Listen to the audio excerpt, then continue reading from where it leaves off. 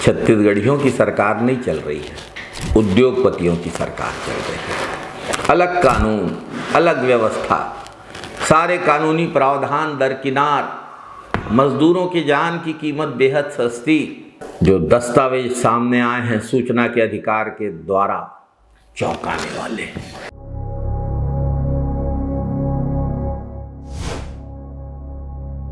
अदानी के Ambuja cement plant में बिजली के काम में भारी गड़बड़ियां की गई हैं, गैर कानूनी काम किया गया है, बिजली का पूरा इंस्टॉलेशन नियमों के खिलाफ किया गया है, टेस्टिंग ठीक से किए बिना सब सही की रिपोर्ट दे दी गई है, कागजी काम हुआ है, हकीकत कुछ और है।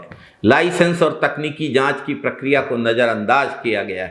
अदानी अंबुजा प्लांट ने नियमों को ठेंगा दिखाते हुए विद्युत अधिनियम 2003, केंद्रीय विद्युत प्राधिकरण के नियम 2010, फैक्ट्री एक्ट 1948 और राज्य के लाइसेंसिंग नियमों का उल्लंघन किया है।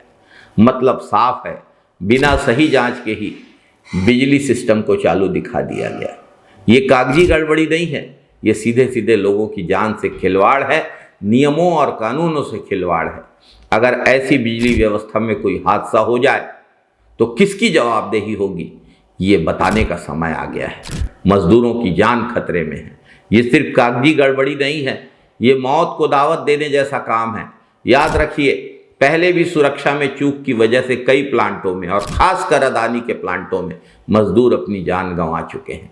हर हादसे के बाद कुछ दिन शोर होता है, फिर सब भूल जाते हैं और वही लापरवाही दोबारा शुरू हो जाती है। क्या मजदूरों की जान इतनी सस्ती है? क्या कंपनियों के मुनाफे के लिए सुरक्षा नियमों को दरकिनार करना, कानूनी प्रावधानों को कुचल देना अदानी के लिए सामान्य सी बात हो गई है? सबसे बड़ा सवाल, क्या इन सब में भाजपा की सरकार और प्लांट के अधिकारियों की मिलीभगत है? कहीं ऐसा तो नहीं है कि नियमों को जानबूझ के दरकिनार कर कंपनियों को फायदा पहुंचाया जा रहा है?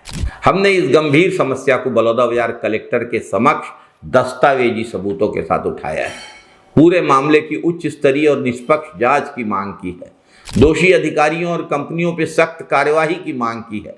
आगे ऐसी गड़बड़ी दोबारा न हो, इसके पुख्ता इंतजाम किए जाने की बात कही है। सिर्फ एक फैक्ट्री का मामला नहीं, सिस्टम की पारदर्शिता और लोगों की सुरक्षा का सवाल है। अगर अभी कार्यवाही नहीं हुई तो कल कोई बड़ा हादसा हो सकता है। और अदानी सीमेंट तो कुख्यात है, एक मासूम बच्चे को इसी प्लांट के सुरक्षा गार्ड उठा के पटकते रहे हैं। बलौदाबाजार को तो सत्ताधीशों ने मौत का चारागाह बना दिया है। फैक्ट्रियों को मनमानी करने की छूट दे दी गई है। बलौदाबाजार के लोग इसे ज़्यादा दिन बर्दाश्त नहीं करेंगे। हम लगातार अपनी आवाज़ बलौदाबाजार के हित में, बलौदाबाजार के लोगों के हित में उठाते रहेंगे। भाजपा सरकार के अन्याय के खिलाफ आवाज़ उठाते रहेंगे। बलौदाबाजार तरक्की करे, विकास करे, स्वच्छ बलौदाबाजार बने, सुरक्षित बलौदाबाजार बने, समृद्ध बलौदाबाजार बने। यही हमारी मांग है और ये हमारा हक भी है। बलौदाबाजार की समृद्धि में यहाँ के मजदूरों का, यहाँ के किसानों का, यहाँ के ट्रांसपोर्टर्स का, यहाँ के ट्रक ओनर्स का, यहाँ के उद्योगपतियों का, सबका हक है, सबका हिस्सा है।